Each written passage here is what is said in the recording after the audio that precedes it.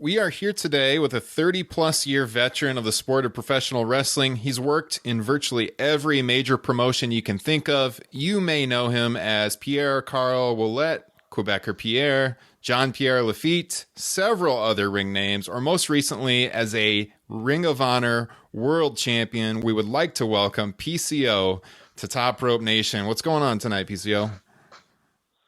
Oh, I'm at home on the confinement. Pretty easy, quiet night. So the perfect night for talk to you guys. Heck yeah. Well, we are very grateful you took the time to talk to us here in Top Rope Nation. How are you doing with the social distancing and everything going on in the world right now? It's a pretty crazy time. Yeah, it's pretty crazy. I mean, we're in Montreal, Quebec here in Canada. We're doing pretty good, I would say, but all the events, Grand Prix, car racing, Formula One's been canceled for June 14, I guess. The Jazz International Festival has been canceled. The tennis tournament, the WTA has been canceled, or the men's tennis tournament. I don't know, all the events for the summer have been canceled. So It's hard to know when things will go back to normal, or I don't know. I think we're expecting the peak here for April 18th. So from that point on, I know that most of the case at hospitals have been going down for intensive care. A lot of the curve is going down, but the government don't want to take any chances. So we'll see how it's gonna turn out. But we're on the good side of the curve right now here. I saw that Ring of Honor, they just canceled pretty much all of their shows through the end of May. So yeah, your wrestling career has got to be kind of in flux right now. Well, I think at least it's fair for everybody. You know, it's fair. Everybody's going through the same thing. All pretty much every company's, and I think that even WWE should not be wrestling because they're more. First of all, because no crowd. To me, it's very hard. It's not interesting. I think it's a sport where, more than anything else, it's an happening. It's excitement. It's all about, living something live. And I just think it's so out of bounds what we're doing right now. What's going on with wrestling in front of nobody? It looks like a wrestling practice. So it's hard. But my hat to the guys that are doing it, though. They're doing the best of it. They're making the best out of it. But it's so tough.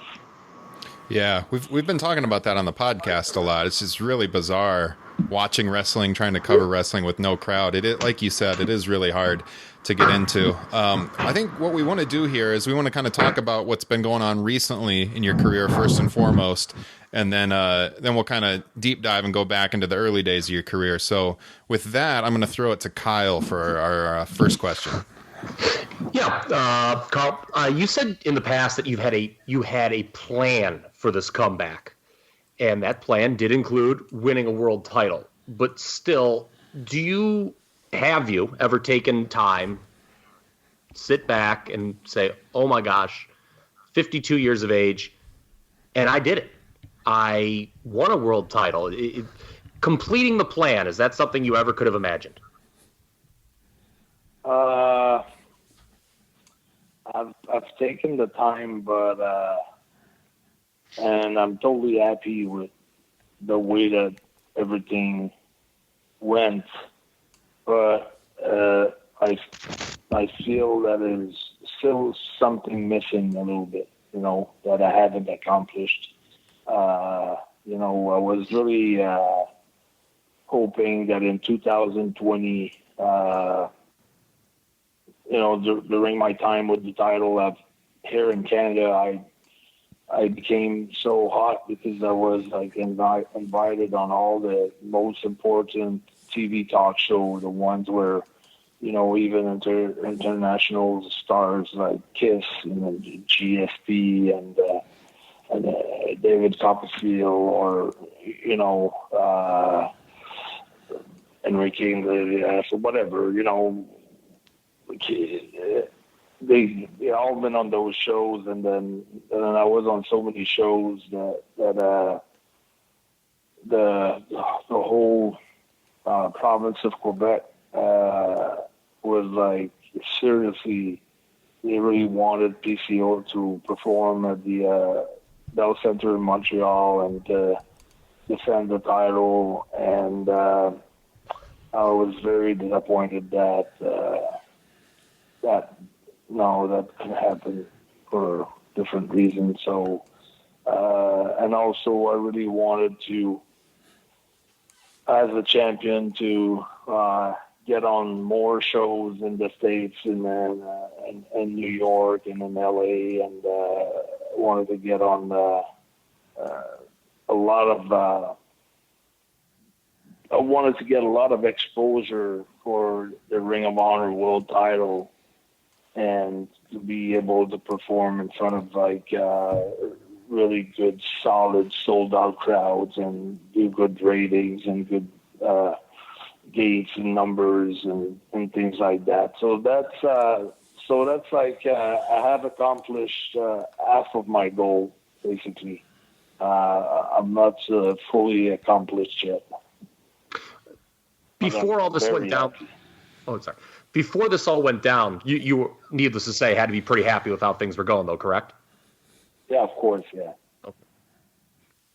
So you retired in 2011. I was curious, what was kind of your motivation for coming back in 2016, and kind of what was the inspiration or the brainchild of the PCO character? Well, the thing is, I never really retired. Like, if I would have retired, I would have probably had a retirement match and tried to, have my family there and my daughter and,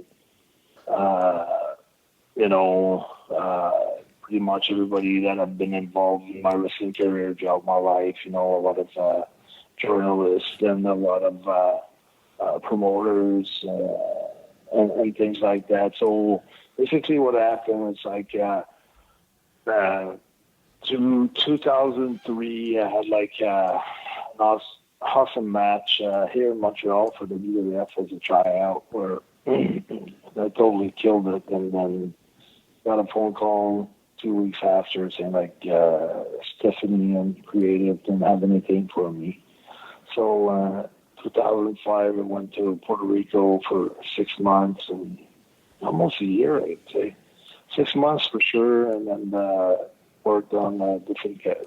I was working on a character and a gimmick, and then I sent some tapes, and footage to John Laurinaitis, and then Montreal. Like, I met with them, supposed to have a match, but that couldn't go through because the guy wanted to go 12 minutes. They wanted me to go over in 5 minutes for his match of the night on Raw. So that kind of got canceled. So I was kind of thrown out of the way. It was just a tough blow. Then I did like voiceovers for 3 years for TNA in French here in Montreal. And then just getting paid like great money, very, very good money. Just doing like... we were shooting, like taping 2 hours in 1 week, and it was excellent money actually, and it was good, nice and easy, comfort zone and things like that. So I spoke to the producer and told him that I wanted to get out of that job, and then he said, what's the reason for, we're having good, you and Mark, Mark Blondin was my partner, a guy who used to work for Vince before in the 80s. He was a play-by-play, was a color commentator. And I said, no, I said, that's not what I want to be. I'm too young to be a commentator. I want to be a world champion. So I said, I'm going to quit this job and I'm going back. I'm going to go back in England and work full time over there. And he said, well, if things don't work out the way that you want, I can hold on to your job for 3 months. And then I told him, if I do that, I don't believe in myself. And so you should just hire someone else because I'm not going to come back and do this job again. So I went to England and spent like 9 months to a year there. Met Marty Stroud that year in 2007, 2008. I met also Nicole Dis. They were pretty young boys starting up in the business. Was working for All Star Wrestling, and when WWF was touring, WWE was touring there, I would show up, just showing that I was busy all the time. And then had trial match against Tommy Dreamer, and it was good during the ECW show. And they said, no, we don't have anything for you. So I kept grinding. I did like in the States, Lewiston, Massachusetts, New Jersey. Got to hook up with Danny Demento during that time, and eventually he called me up for a meeting in Stamford, Connecticut, which was 2008 or 2009. And so just choose a date in July, and we'll make sure that we give you a good opponent and give you a fair chance, and we'll make sure that, we'll give you a good chance. And so I had a date open for July, so I had chosen 21st of July. And everything went wrong from my departure from Montreal. My flight got delayed. I had a connection because I had to drive through the border and then fly from Burlington. And then my flight in Burlington got delayed 4 or 5 hours, and then I had much sleep. And there was no excuse, but it was just a bad day. And I was trying to go with an MMA type of deal style where I had done a lot of Brazilian Jiu-Jitsu and Muay Thai, karate, and things like that. So I was shooting the ideas to Ricky Steamboat and John Laurinaitis and Pat Harrison, and nobody was getting along with what I was trying to do. So basically, I was really going against the flow and the tide of what the reaction was for what I wanted to do that night. So I had that match, and they pulled me out in the office, and they said, well, don't even come to Philadelphia tomorrow for SmackDown. We're not going to use you. So they said, just take your rental car and just drive it back to Montreal. And so that was like really one of the toughest blow there. And that's why then I didn't know what to do after that, because I was pretty, knocked out from that conversation and the way that things went wrong and didn't go my way and things like that. So I kept on training, kept on working hard and things like that. And 2011, I got a call for a radio show in Montreal, and the host asked me what was going on with my wrestling career, and I said, I don't know if I will ever come back. It might be the end of it by the way that things turned out, So just that radio interview, I made the news that, okay, I had retired. So that's why you see retirement in 2011, but that was not a big retirement. Like, it was nothing special. It was just talking with someone on the radio like I do with you guys, Mm-hmm. And I didn't see much light at the end of the tunnel back then. So I just kept on going and doing like jobs, that I didn't like. And eventually in 2016, a few promotions wanted to ask asked me if I wanted to wrestle for them. So I did one first, and I was not really happy with the way that things went myself. And then someone had a big YouTube channel, the Animal TV, asked me if I wanted to work for their promotion. So I agreed, and I did like 2 or 3 shows, but I did one, and it really got over. And then from that match, a lot of people were checking out on YouTube, and then Michael Brennan from Indiana called me up and asked me if I wanted to go to Indiana. And I didn't know that indie wrestling were kind of hot at that time. So I did ask me if I wanted to do January 13, 2018 or April 21st. So I said I knew where I wanted to be by WrestleMania. I wanted to be at WrestleMania. So I said, all right, I'm going to take January 13, even though I had met Distro in October, starting to train with them like every day. And I felt like I wasn't ready yet, like big time ready, but I felt like I was, capable of having a great match. So I went against All Ego Ethan Page, and we killed it there. And Joey Janela was there watching the match. And then on the way back to the hotel, Joey asked me if I wanted to be part of Joey Janela's Spring Break 2 at WrestleMania 35 weekend. And then I agreed, and then I had that match against Walter, and Danny Demento was Joey's partner that I had previously met him in 2008.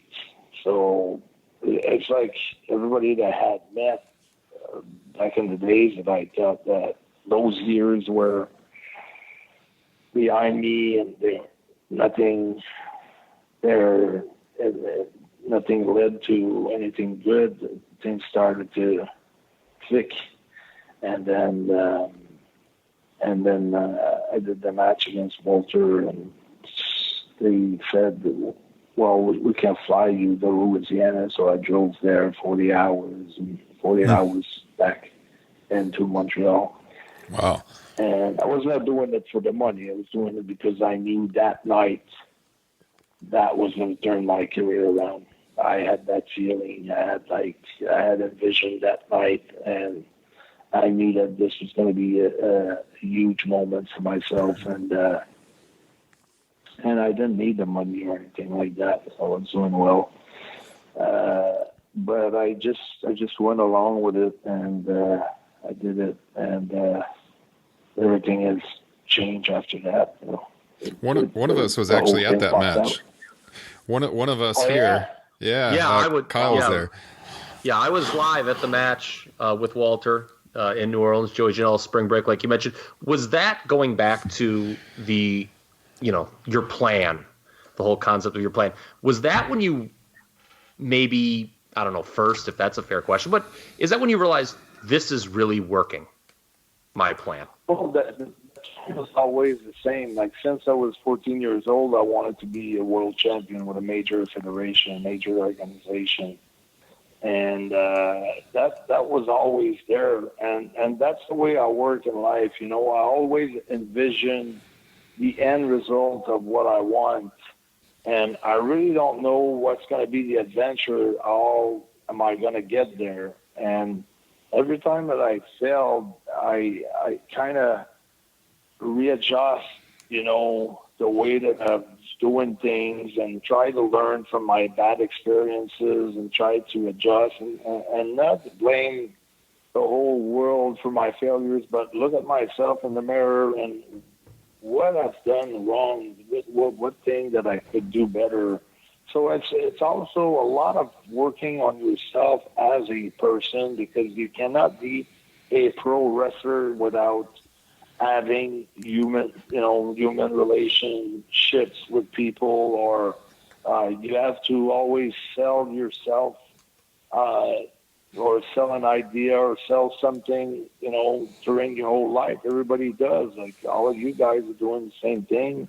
I'm doing the same. I got to sell stuff to my daughter. I got to sell stuff to my dad, to my whatever, if you're in business or you're people that are buying from you and things like that. So I really looked at it like as a personal development, like what do I have to do? How can I do this better? And starting from my years in WWF and from everything that I have done wrong, and being at peace with with everything that went wrong, like that means also being in good terms with Shawn Michaels and being in good terms with Big Kevin Nash, and then I consider them, like especially Kevin and Scott Hall, I consider them like good friends of mine now. And even though we've been through a lot, but every time that I see them, I'm having fun with them. And that's the plan, that's the plan. It's like I never like really quit on my burning desire that I had, and I always imagined the end result and the picture that I always envision and imagine.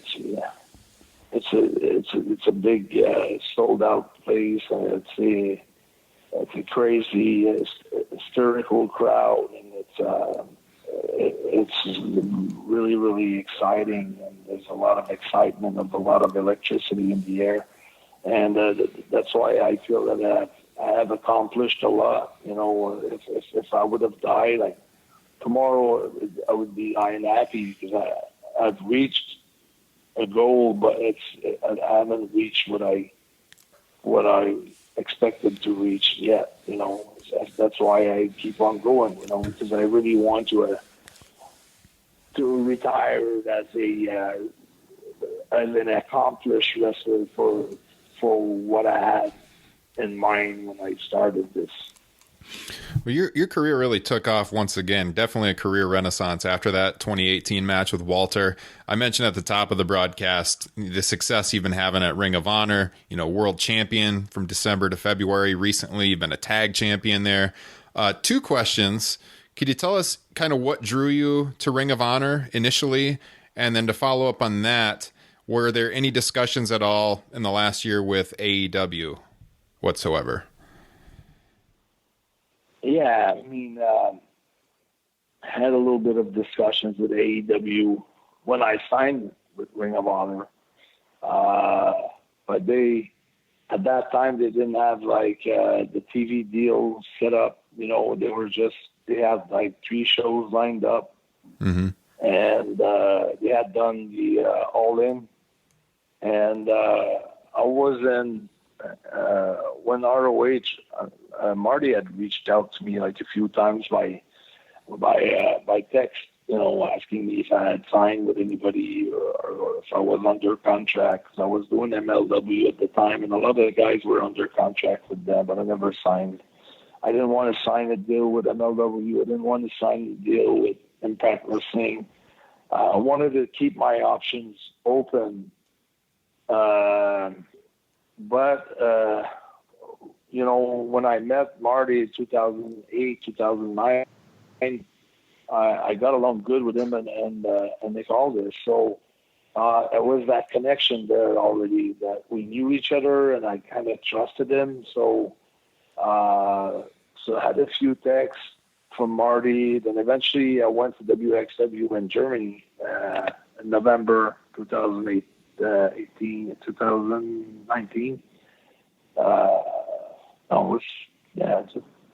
I think last year. Anyways, November last year.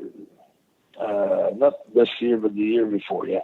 And when I first signed, because I signed my contract that I signed the first time was December 1st, 2018. Yeah. So I was in Germany, and now the office is calling me, and now we're talking money, and we're talking contract, and we're talking, it's getting serious now. It's not just questions now. It's getting down to really business. And they brought me into Baltimore, and they showed me the dojo, the Sinclair broadcasting building, and all the big offices. And I've met with everybody involved with Ring of Honor, the office, and they really treated me like really well and really professionally. So I was really impressed by the way they handled the whole thing, and it was so professional. That and it made me such a good offer that it was hard to not take it, because I knew that they had been in business, for 17 years, and they had 217 TV stations, and they had capitals, money, and they could compete. So I never regretted my decision, and so yes, I had talked with AEW, and it was, I made my debut, and they were exiting basically, because it was Final Battle Fallout, so it was just after Final Battle, so it was their last night in Ring of Honor, all the guys there. Mm-hmm. So we were we had good conversations, and everything was cool. They knew I was going to stay, because I made my debut there, so they knew I had signed with them. But when they reached out to me, also I had already committed myself by an handshake. I had nothing signed, but I already shook hands and said that, the deal was on, and we just needed a few, adjustments on the contract. So it would have been really hard for me to go back on that handshake and go for AEW, and not knowing what the future was going to be for them, and knowing what the future was going to be for Ring of Honor, because they had been doing great business until then. So basically we were jumping in their mm-hmm. in their spots, in their spotlights, me and Brody King. Well, you're certainly a man of your word. So we could use more of that in the world today, I think. So that's good to hear. You had the handshake agreement and followed through on that. I do want to pivot to something that aired just last night as we record this, and that is the third episode of the Dark Side of the Ring on Viceland. They just aired the episode on, as luck would have it, as we record this, on the Brawl for All, which you participated in.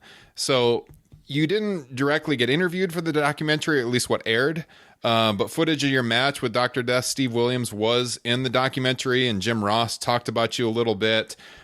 He had mentioned that maybe you shouldn't have been in the tournament given the eye patch situation and your vision. For the people listening that don't know that story, what's the story on how you lost the vision in your right eye? I was 12 years old, and I was just a kid that was doing a lot of crazy things, and I was with my friends, and we just decided that we all had pellet guns, and we just decided to start to shoot everything with our pellet guns, and from birds to cat to neighbors to everybody and everything. And then we went through all the pellets. We didn't have any. We were probably 5 guys, I guess. And then I found something in my house. I said, I got that plate, a pickup stick, so we're gonna shoot ourselves in the leg just to be careful. And then I was hiding behind a counter, and that plate, a pickup stick plate. Again, the sticks are different colors and with rounded edge. It's not like a something that it's a rounded point, but basically it's not just a like a knife or something like goes into something smaller. It's really, you know what I'm talking about, this the pickup game, the game that you can play. So we were putting that in the cannons, and I decided to hide myself behind the counter of the kitchen. And then when my friend saw me, like, he went for my leg, but I was on my knees, so that went through the skin of my eye, and I pulled out that stick, and the eye kind of split in different ways, and then I was bleeding from my eye. And then I was so, like, adrenaline rush that I was like, I took a towel and I put some cold water on it, and I put on over my eye, and I looked in the mirror and said, "Oh man, I think I'm blind. I'm blind. No, I can't see. No, I'm blind. No, I can see." And I was so, like, you know, hysterical and a pack of nerves. I called my mom's.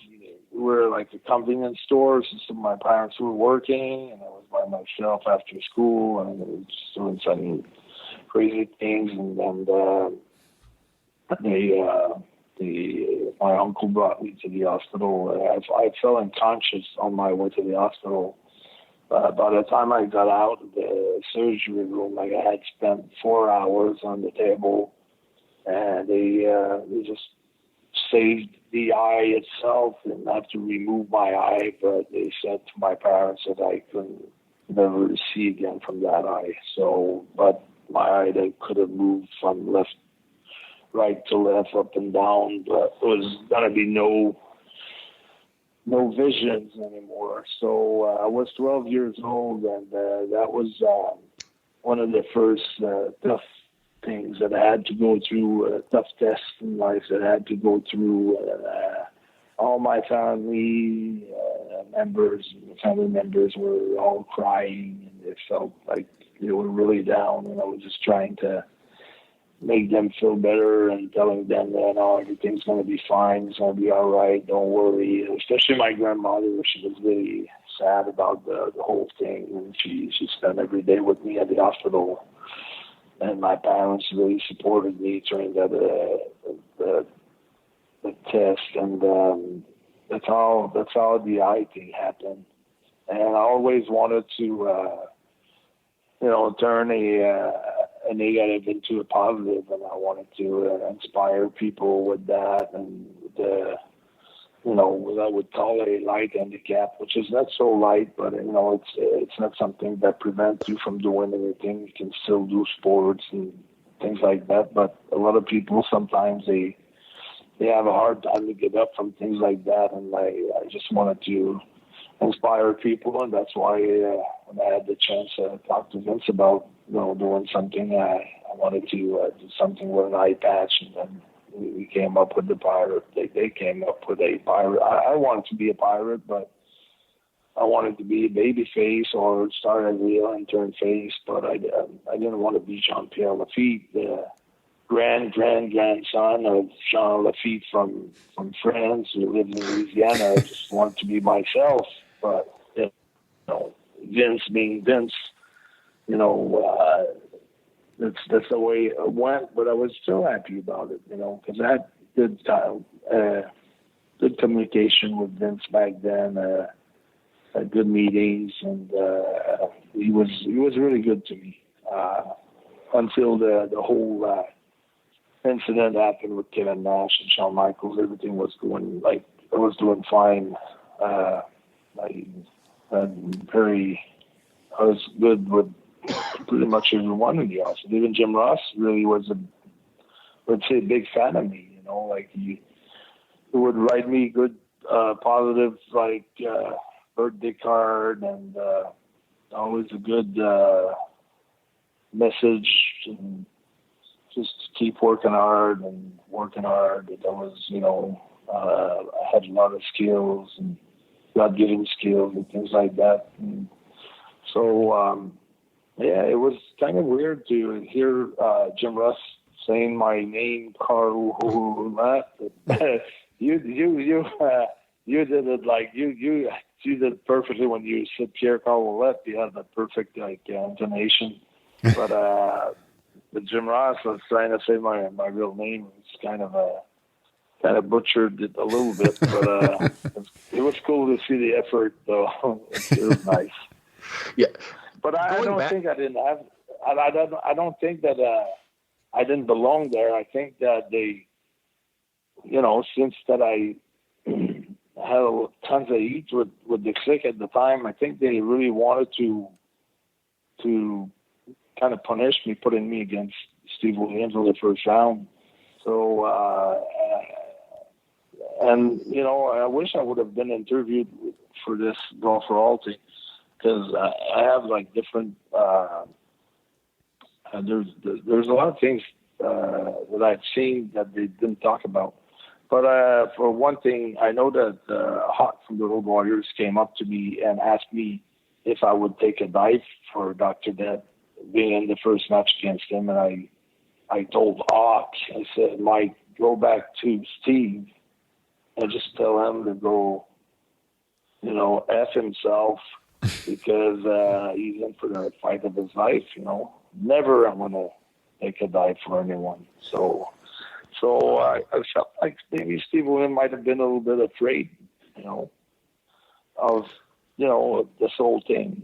He wasn't as secure as everybody thought that he was. He wasn't as confident as everybody thought he was that confident, because he would have never asked,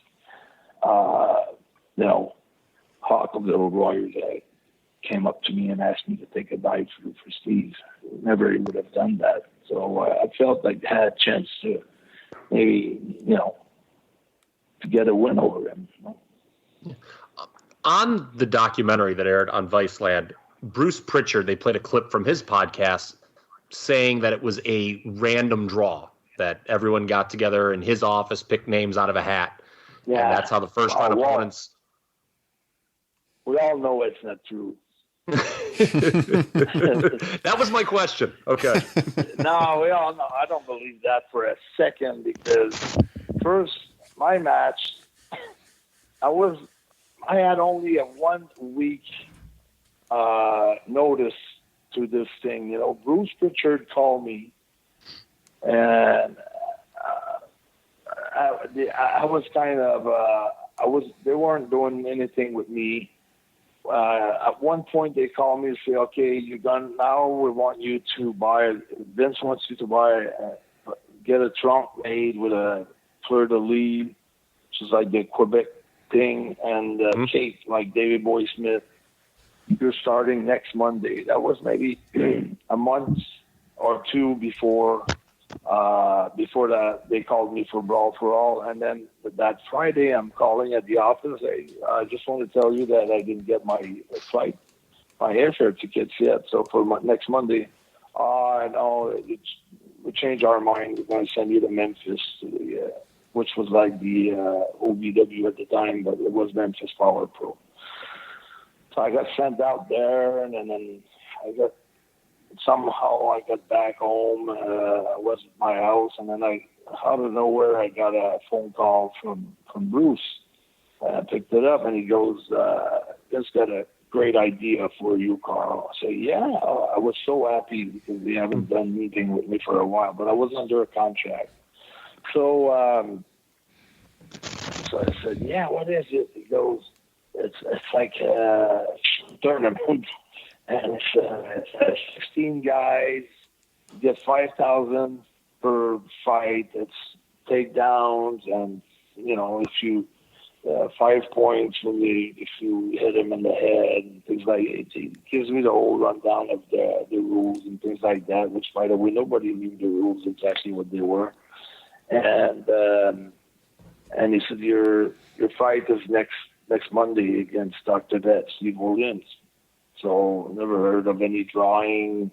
And I felt, okay, with everything that I've put them through, they probably want to know if I've got the balls to do it, and to stand in front of the guy who's got the most, who's so over, like everybody thinks he's so great as a shooter, pro football player, and All-American 4 times, and this, and they gave Steve Williams like 3 months to train, or a bunch of times, a lot of times to train before the tournament start. And I had just a 1 week.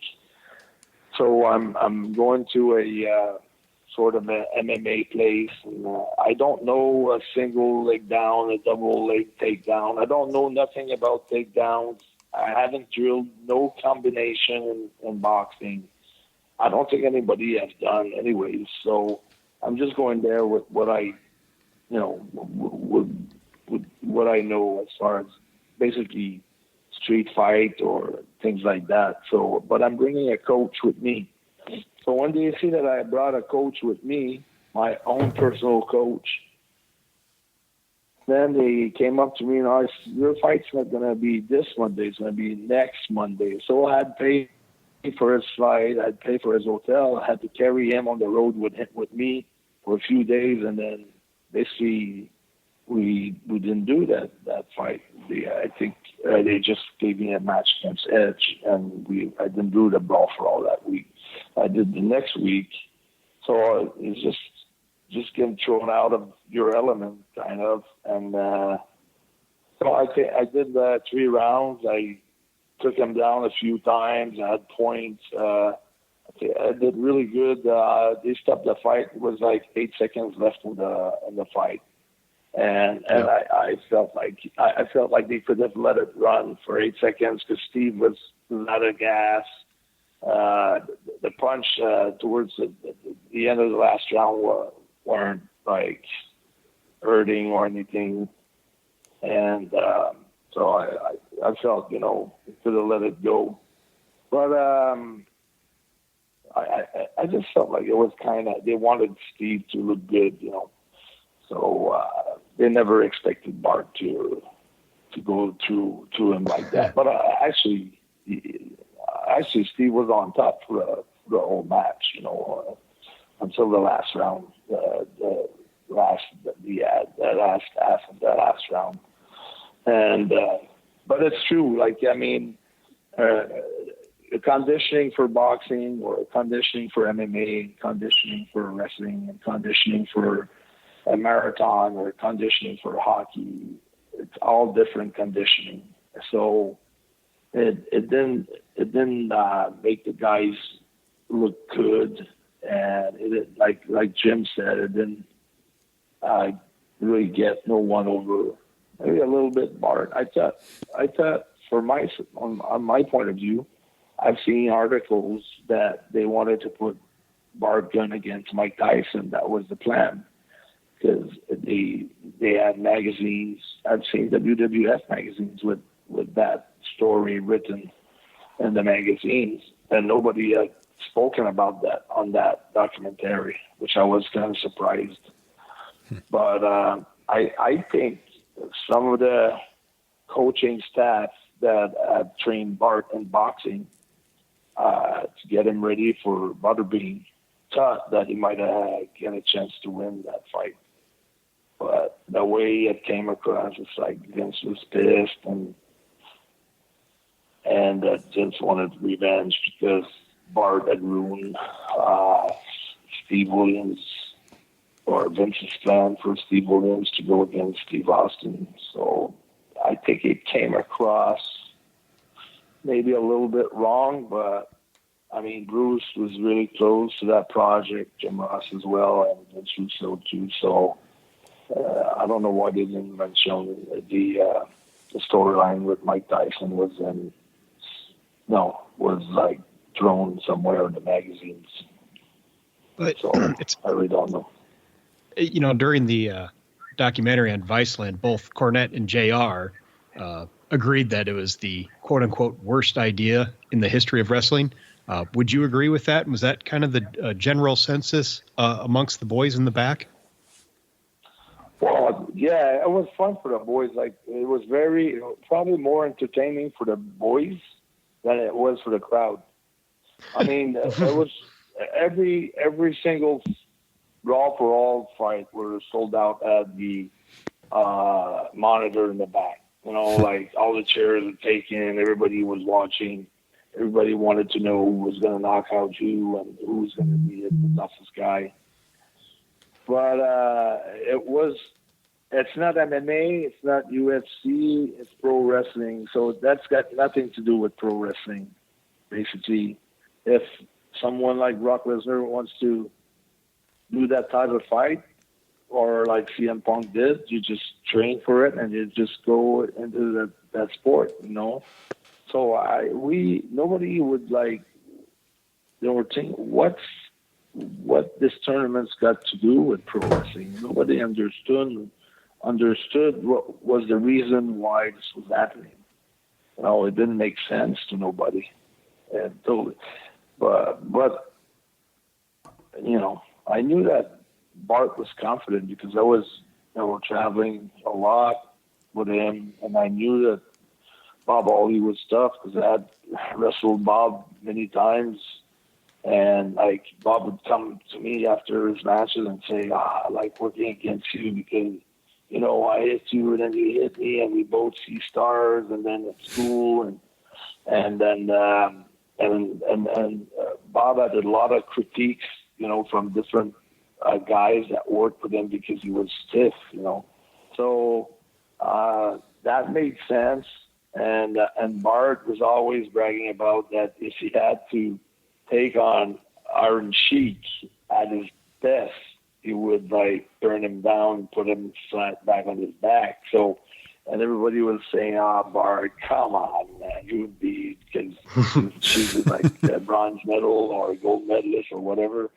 And then he was very confident that he would take Sheik on his back.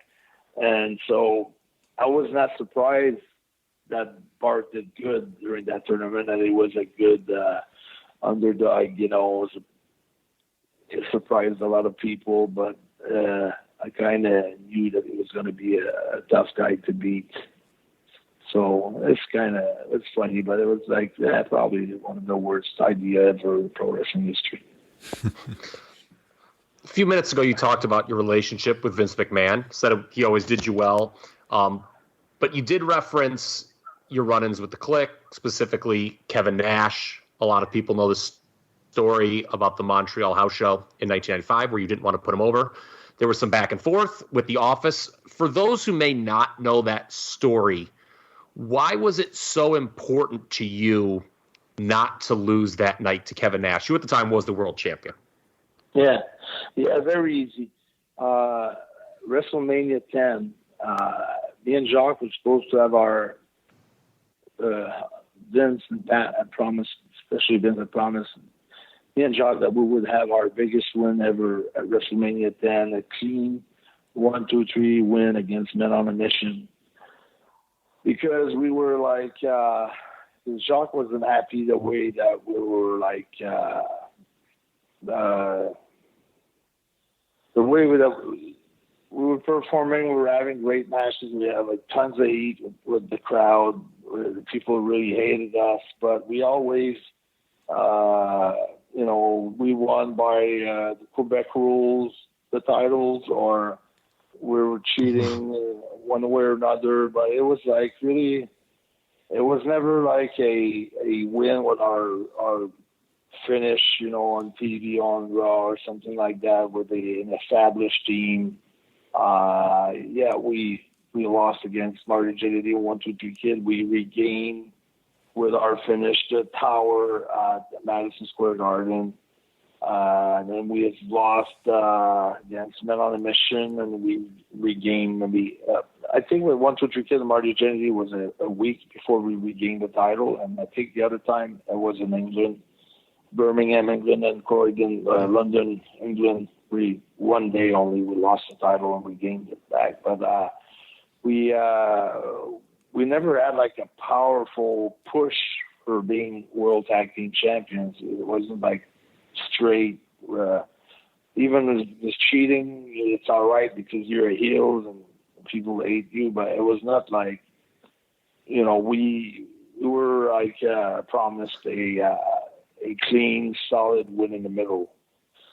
And then when WrestleMania came in, they said good news and bad news. And when they say that, it's too bad news, basically. But they said, which one do you want first? Oh, you guys going to retain your title, but we're going to put them over by count out. So Jacques kind of lost it that afternoon.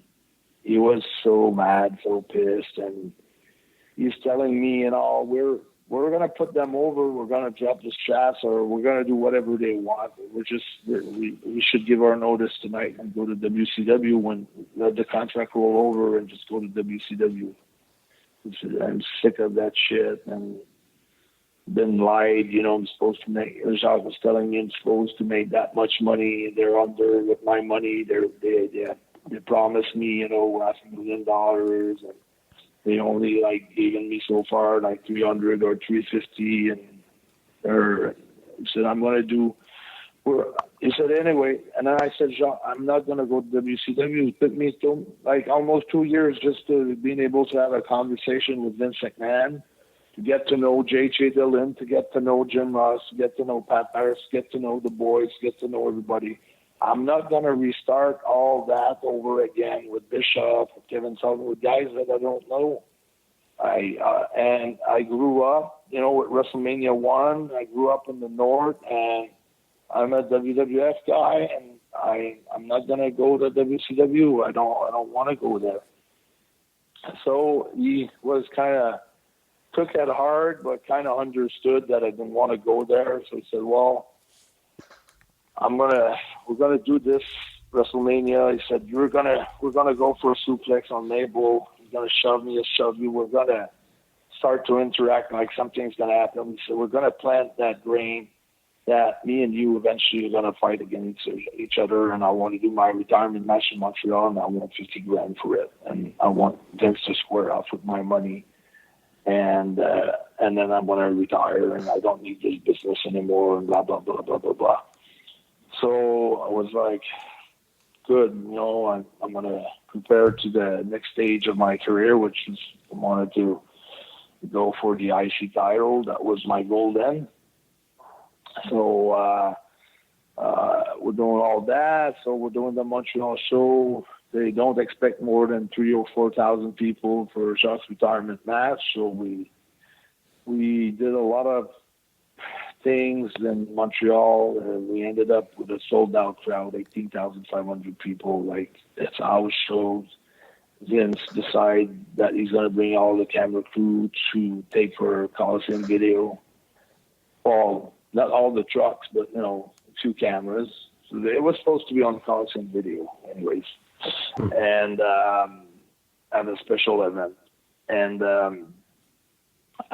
Doing the main events against Sean, and we're killing. We're working on top of Bret, Owen, Idart, Taker, Yokozuna, Double J, Razor Ramon, Shawn Michaels. Everybody's on that card. 10 matches. We're main eventing the whole thing. We're killing it. And then we're so excited. So Jacques calls me the next day, says, we can do the stadium. I'm going to call Vince. It's going to be you against Backlund for the world title at the stadium in Montreal, and I'm going to be in your corner. So we shook hands at the end of the match when Jacques beat me. So we shook hands, and all the boys came in the ring, and they put Jacques on their shoulders and all the pyros and everything. So Vince was there. Pat was there. The whole, the whole office was there, basically. So it was it gave me an opportunity to show that I could work main event, that I could do, given the chance, I could draw big crowds, and I could do the job, and I could be a champion. And main event thing, I proved basically that I could work with anybody, and I could have a good match with anybody.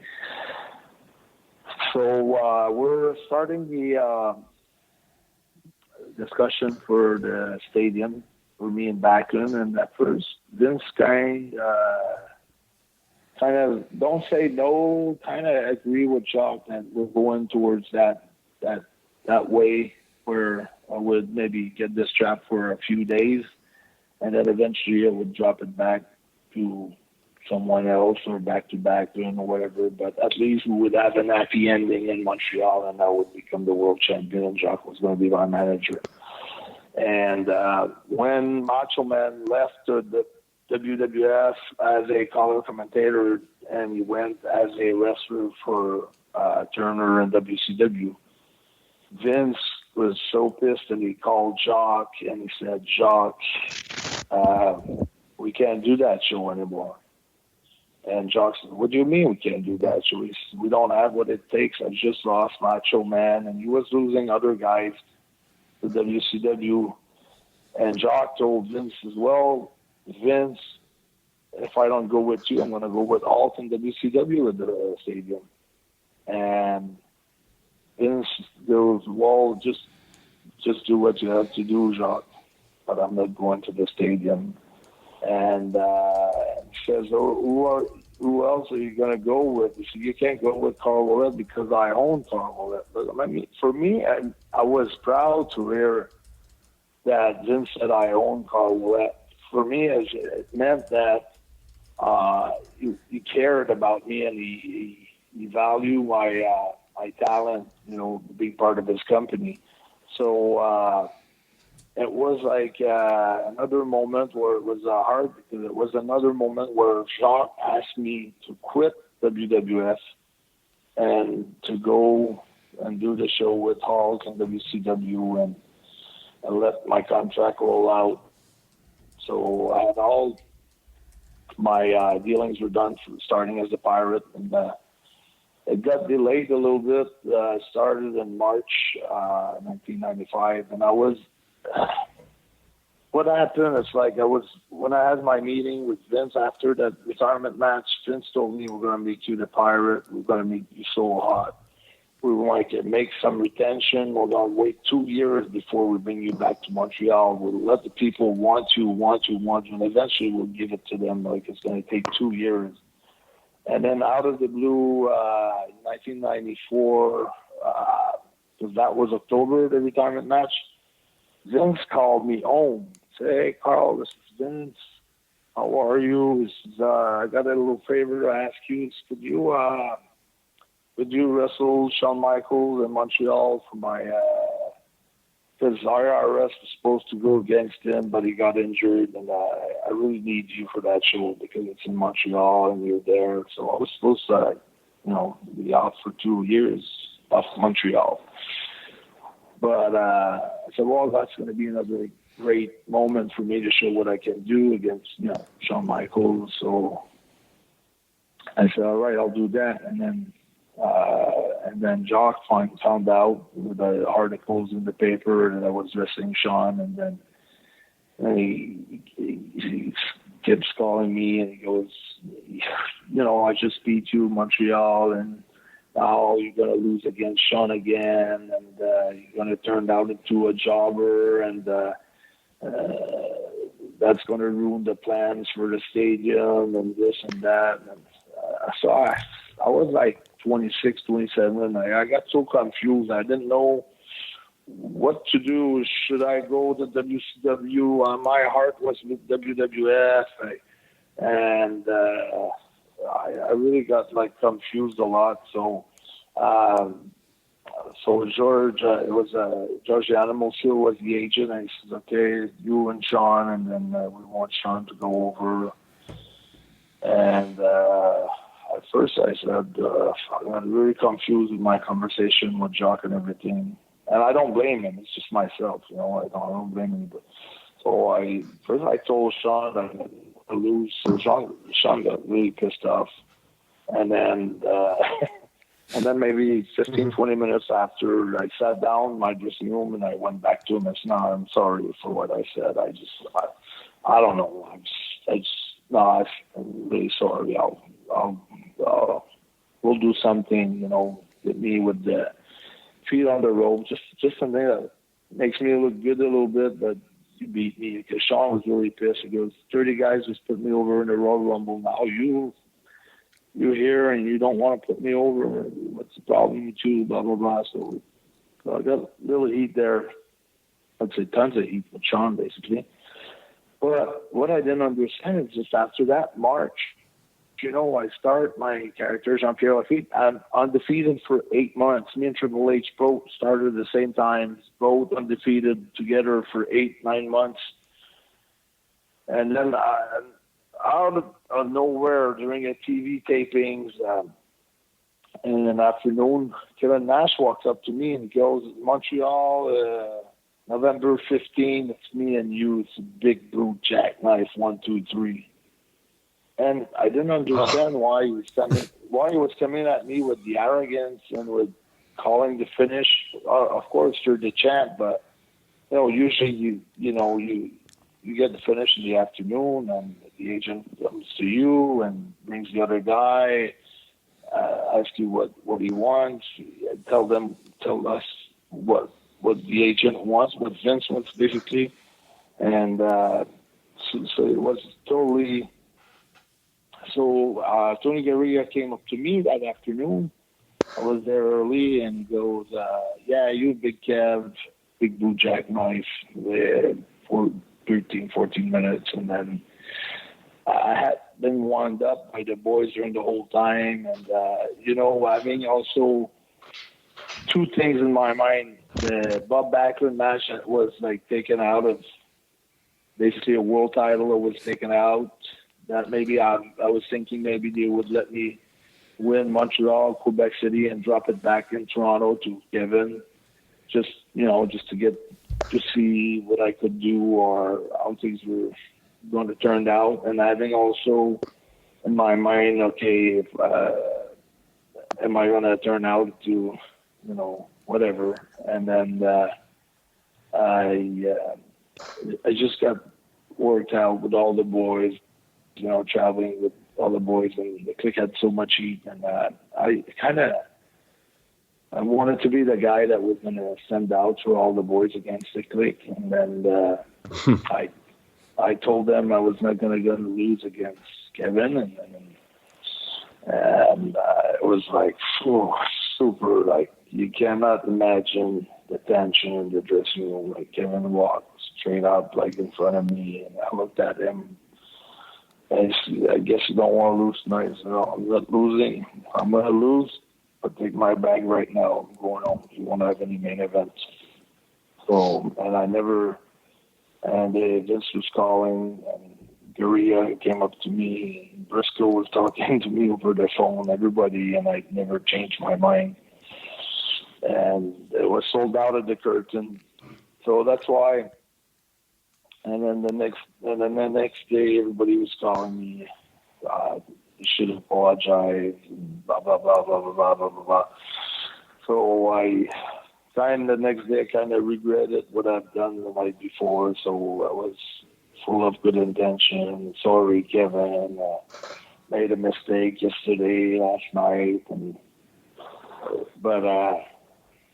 and then I hit a leg drop from the top rope, and I got it right on the nose by accident. But he thought it was potato, intentional potato, and then the whole thing was messy. Because all the boys came out of the dressing room. They were all on the Nordique bench that was in Quebec City. They were all on the boards. Come on, kill the shit out of him, beat him up, kill it. And Montreal was the same thing. So it was super crazy. And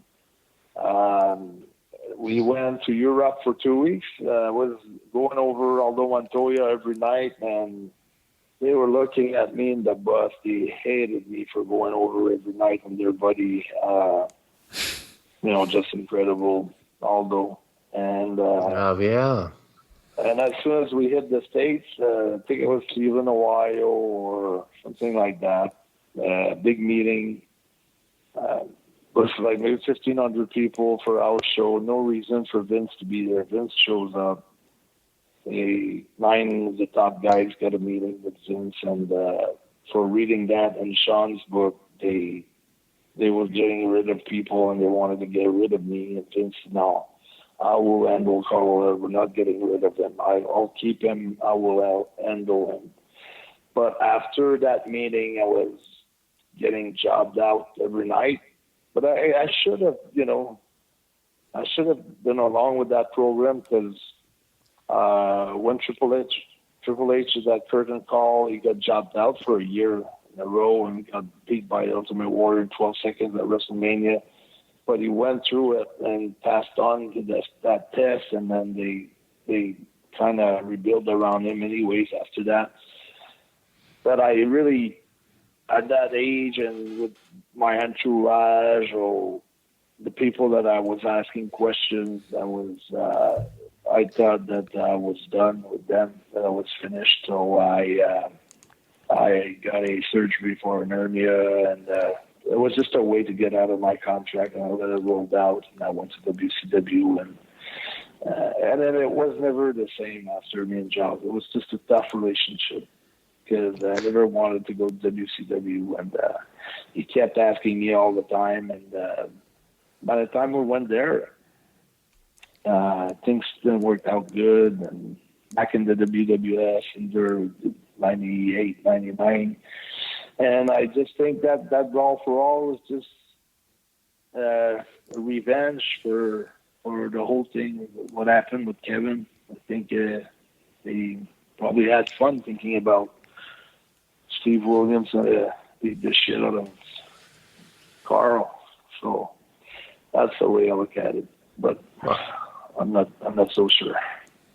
Well, to your credit, and a lot of people may not be aware of this, that retirement match you talked about that you worked with Jacques. Obviously, Jacques is a legend in Montreal. And in my research for this interview, I saw this, and I was quite taken aback. That was the same week as the Hulk Hogan Ric Flair match WCW ran, where Flair put his career on the line. And just so people understand this, you and Jacques drew a bigger house than that Hulk Hogan Ric Flair match, which is pretty insane to think about. So when people hear everything you just said, you in Montreal is quite a big deal, right? I mean, that's what it all boiled down to. It's you in Montreal. It's kind of, a little bit like what we heard with Bret Hart, what would go on with Bret Hart later on with him not wanting to lose in Canada. Yeah. Well, we were on, as the Quebecers, we outdrew any city for our shows. I'd say we would be in Vancouver or Pittsburgh, or for a house show we would have sometimes in 93.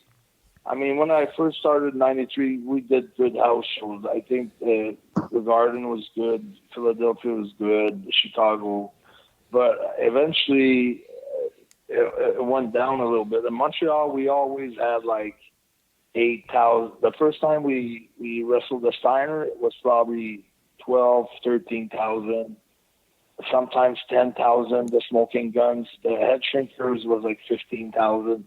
We always had good crowd. We were really drawing good at the Forum, as the Quebecers. And then when we lost the title against the Head Shrinkers in Vermont, which is not too far from Montreal, everybody came from Montreal they thought we would retain the titles. That's when we really finished that angle where, that was another thing where me and Jacques didn't get along in the ring. And then in Montreal, I totally turned, Jacques did the job, and I got mad at him, and I started booting him, and then it was I turned heel, and I snapped the fingers, just turned heel, and then the whole build up to the retirement match was insane. And I mean, I didn't even know that we had beat crowd wise. We had beat Hogan and Flair. You just confirm me. I just found out now. But it was anyway. Nobody in the office. Everybody was saying it was not going to be.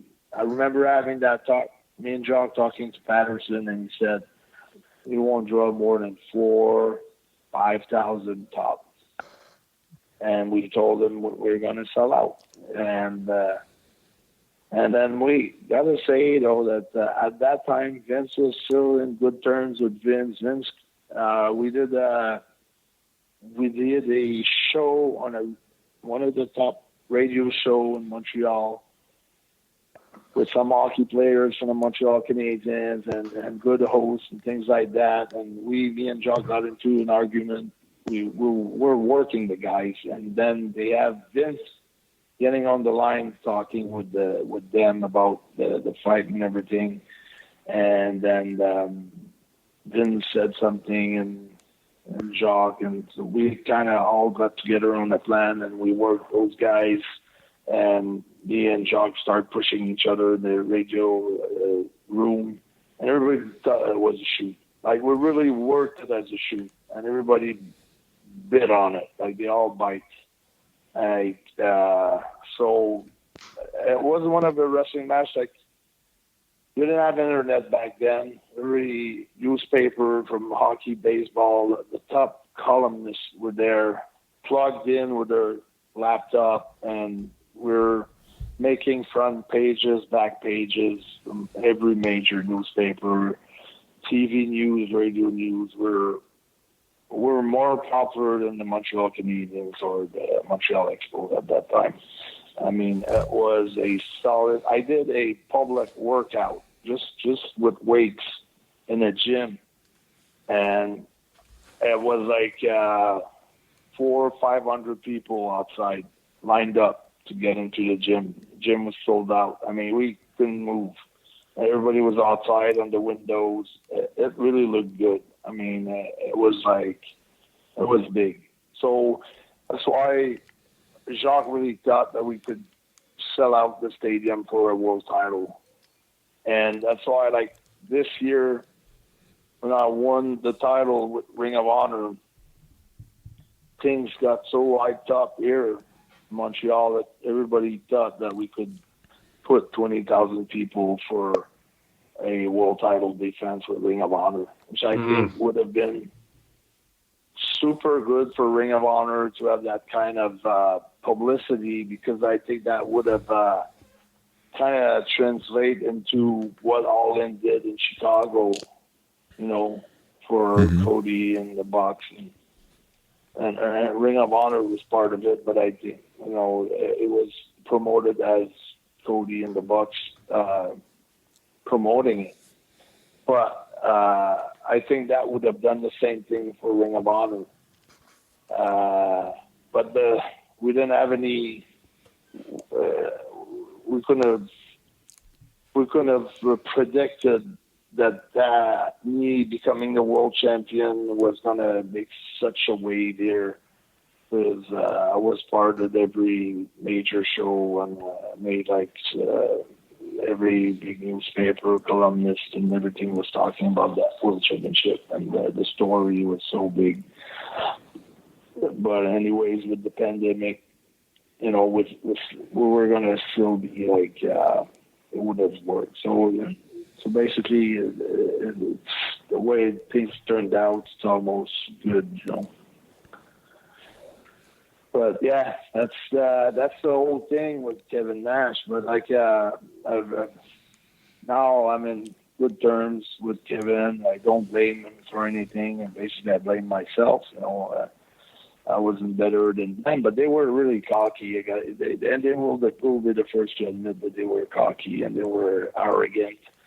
But I felt, you know, when you get in a big business, it's so much at stake: money, fame, and glory, and all this, and a lot of egos are involved. It's very competitive, and a lot of jealousy, and there's so many traps. You know, the traps of, you know, being a star, and then eventually, as things start to go to your head, you start to believe in not believing in yourself like I believe in myself, but believe that you're maybe better than everyone else, not the wrestlers, but the world itself, you know, like better than the 9-to-5 worker, the 8-to-5 or 8-to-4 worker, or the construction guy, or basically all the fans that are encouraging you to become who you are. You start thinking that you're better than them, and then there's a lot of things that you have to go through it to realize all the traps that are there waiting for you. And then just I was watching. I'm a big fan of Luc Besson, the producer, the filmmaker. You know, who has done Taken 1, 2, 3, the movie Taxi, and The Fifth Element with Bruce Willis, and he had done like tremendous good films. And he was, I was listening to what he's been through lately. Like girls were going out with him, like he had like mistresses, and they thought that they would have a chance to be in one of his movies. And he said that, listening to his interview last night, that he didn't know that he had so much power that those girls wanted to. Maybe he's just playing the game, but it's just to tell you that how it becomes, you know, when you become famous and you get power a little bit, and sometimes, you know, your attention drift away, and then you're more focused on the girl at the bar, that you were focused on getting the world title and things like that, and you're starting to, you know, take it easy a little bit more, so you're not so much focused, and then a bunch of things, you know, that fumbles into other things that makes you make the wrong decisions, or maybe I thought it was more that they needed me more than I needed them. I don't know what it was, but I was just young and really not much experience about something big like that, and I just mishandled the situation. But it was certainly I've regret, but you know, I can only learn from it. I cannot change the past, so that's why I was trying to adjust, like I said, and but just to become a better person and work on myself, just to be able to achieve what I wanted to achieve, and stop blaming the whole world for the things that I did wrong. Because most of the times, you hear guys, it's Pat Patterson's fault, it's Vince McMahon's fault, it's this guy's fault, it's the Booker's fault, it's everyone's fault, but nobody's looking at himself in the mirror. So I just felt like I had to look at myself in the mirror and really refocus on my goal, and stop blaming the whole world for my misfortune. I think we got two more questions for you, and I can't let this interview end without asking you about this one. So Kyle mentioned Bret Hart a minute ago and comparing the situations in Montreal. So you worked with Bret Hart at the third ever In Your House. I think it was in Saginaw, Michigan, September 95. It's just a fantastic match. If the listeners haven't seen that match, look it up on the WWE Network. But overall, you just had a really good program. You know, you stole Bret's classic leather jacket. And for me, growing up, my formative years as a wrestling fan was basically the entirety of the 90s. I'm 36 years old. So this was a very memorable feud and program for me. So I want to ask you, because the ultimate question in school among the wrestling fans during that period, you know, was always, who's better, Bret or Shawn? So I got to know, do you have a higher opinion then of Bret Hart due to like the great work that you guys did together? I know you've been in the ring with both of them.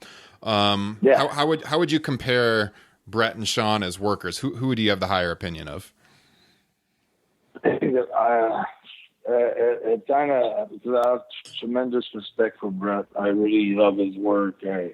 I've had tremendous matches with him, and I've hated Shawn at the time, but I never said that he wasn't a great worker. But he was like he could have like a great match, and then it would go come back and towards like the monitors or in the locker rooms and say, try to top that. You know, like he was so arrogant, you know, like, Oh, no. He was like, oh yeah, he was loud and he was bragging, but he was performing too. He was delivering, you know, but he was like, everything that he would, someone would keep for himself, like he would just say it loud. And then I've seen like, he had done like some, like, I mean, that time that they were like, just messing around, Chris Candido, Sonny, you know, like I couldn't believe, like I think it was a TV taping one time, and then Candido's with Sonny, and then off the air, they're in the air they're doing something with Sean, like where Sean kind of kicks out Candido out of the picture, and the show finished with Sean and Sonny in the ring together, but after that, like Sean kisses her, put her on the ring, goes over her, does some push-ups on top of her, like almost like he's doing her, you know. And Candido's watching the monitor, and he's like in pain, you know. He's like sad that see his girlfriend, like, and it's in front of like an audience live, and the boys are laughing in the back, and those, you know, and those kinds of things that really made Sean like someone that everybody hated, you know, and that thing that we had in common was that Bret never liked Sean. So when Bret knew that I didn't like Sean, so that was like almost a bond between me and Bret, where, you know, we wanted to have such a good match. And so that was like kind of cool to have like that connection with Bret. It would give me his phone number, and then I could call him home, and I could like, you know, throw some meat around the bones, preparing for a pay-per-view match or something like that. And if I was not on a program with him, and I would call home, and Bret was always either on the pool, training in the gym, or on the treadmill. So he was like in super great shape. That's just meaning that he was always on the treadmill. But for pay-per-view, he would pick up the phone, and he would really be cool with it. So I really like that. But I think Sean is there's something that Sean, there's a lot of things that Sean do that are very spectacular, and he can make you look like anybody. He can make it look. He can anybody that can. Sean can make it look like $1 million, and not that Bret cannot do it, but it's just a different type of worker. It's like Sean's like the way he can sell as a heel, and the way that he can be so arrogant, and the way he's easy to. He's a great bump taker, a great risk taker. Bret was more conventional. He wouldn't take like as many risks as Sean, but he was like very, very, very good. Psychology-wise, it's hard to tell which one. Bret had super great psychology. Sean had great psychology, but I think overall, Sean might have been a better. I mean, I remember in my match with Sean, it was like so easy to wrestle him. Easy. So to wrap things up, we would just like to know, once this social distancing ends, what future goals do you have for yourself professionally, and is there anything you haven't done that you would like to do? Yeah, that's the thing. A lot of times people are asking me how long I still want to go. Well, I really want to turn my real life, achievement into a movie, and I think I need I need to become a big attraction, to sell out places and arenas, and just to be like a top attraction, for that people want to see the entrance, the special entrance, want to see a great character and a cool match and a great exit, and it's a super spectacular exit as well. So I'm working on all those things right now, and I think once again, put all that together and being able to work that out with creative, Ring of Honor and things like that, because we're going to probably go live every week starting in June or July when we can. That was the plan anyways. That's my goal, just to create something like a buzz like Hogan did, and Steve Austin, Rock, and NWO. Not knowing anything about how it's going to happen, how it's going to take form, and how it's going to get there, but just knowing the end result, and that's what I want, and I'm going to work towards that. And once I feel fully accomplished, and I'll be ready to take on another task and to really leave this business or just do something else in this business.